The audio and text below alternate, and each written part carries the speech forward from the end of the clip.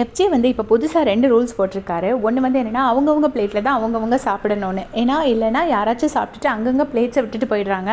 அடுத்தவங்க சாப்பிட வரும்போது பிளேட்ஸ் இல்லாமல் ரொம்ப கஷ்டமாக இருக்குது அப்படிங்கிற மாதிரி சொல்லியிருப்பாரு. அதுக்கு அடுத்து என்ன சொல்லியிருப்பாரு அப்படின்னா, எல்லாரும் ஒன்றா தான் உட்காந்து சாப்பிடணும் அப்படின்னு சொல்லியிருப்பாரு. அதுக்கு வந்து கானா வினோத் வந்து மார்னிங் வந்து சொல்கிறாரு, நான் காலையில் குளித்து கிளம்பி ஒரு 2 ஹவர்ஸ் ஆகிருக்கும். 2 ஹவராக நான் வெயிட் பண்ணி உட்காந்துட்ருக்கேன் பல் தேய்ச்சிட்டு. யாருமே வந்து இன்னும் வரல. இன்னும் பாதி பேர் குளிக்கவே இல்லை.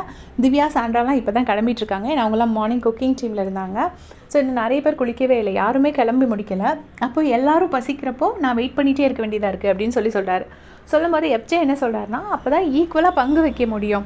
இப்போது எல்லோரும் ஒன்றா சாப்பிட்டாங்கன்னா ஆளுக்கு 2 தோசை கொடுத்துட்டு மிச்சம் எத்தனை தோசை இருக்கோ அந்த தோசையை மிச்சம் இருக்கிறவங்களுக்கு பங்கு வச்சு கொடுக்க முடியும். ஸோ ஒன்றா சாப்பிடணுங்கிற மாதிரி எஃப்ஜே சொல்கிறாரு. அதுக்கு இவர் என்ன சொல்கிறாருன்னா, இல்லை ஆளுக்கு 2 ஃபஸ்ட்டே கொடுத்துருங்க. கொடுத்துட்டு 1 ஹவர் கழிச்சு எல்லோரும் சாப்பிட்டு முடிச்சப்பறம் என்ன மிச்சம் இருக்கோ அப்போ பங்கு வச்சுக்கோங்க அப்படின்னு சொல்லிட்டு கானா வினோத் சொல்கிறாரு. அதுக்கு எஃப்ஜே சொல்கிறாரு, இல்லை அப்படி பண்ணால் சாப்பிட்ட மாதிரியே இருக்காது. இப்போ நம்ம பசிக்கும் போது 2 சாப்பிட்டுட்டு 1 ஹவர் கழிச்சு 1 சாப்பிடும்போது நமக்கு சாப்பிட்ட ஒரு ஃபீலிங் இருக்காதுல்ல, அதனால தான் அப்படின்னு எஃப்ஜே சொன்னதுக்கு திருப்பி கானா வினோத் சொல்கிறாரு, இல்லை இந்த வீட்டில் வேறு வழி கிடையாது, ஸோ அப்படி அட்ஜஸ்ட் பண்ணிக்க வேண்டியதான் அப்படிங்கிற மாதிரி சொல்கிறாரு. பாரும் என்ன சொல்கிறாங்கன்னா, இந்த தட்டு இந்த பிளேட்டு கழுவி வைக்கிறதுல அந்த இதில் வந்து இந்த ரூல் சரிப்பட்டு வராது அப்படிங்கிறாங்க. பட் எஃப்ஜே வந்து என்னென்னா கொஞ்சம் பொலைட்டாக சொல்கிறாரு. ஏன்னா பிரச்சனை ஆகிடக்கூடாதுங்கிற மாதிரி அவரும் கொஞ்சம் சாஃப்டாக சொல்லிடுறாரு. அவங்களும் ஓகே சொல்லிட்டு போயிடுறாங்க.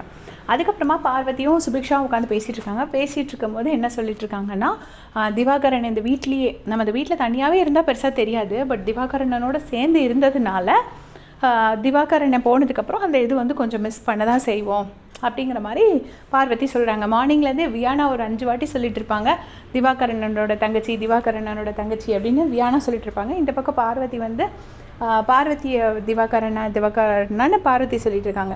ஆனால் அவர் நேரம் ஜாலியாக இருப்பார். வெளியே போயிட்டு நேரம் எத்தனை இன்டர்வியூவோ கொடுத்து முடிச்சிருப்பாரு.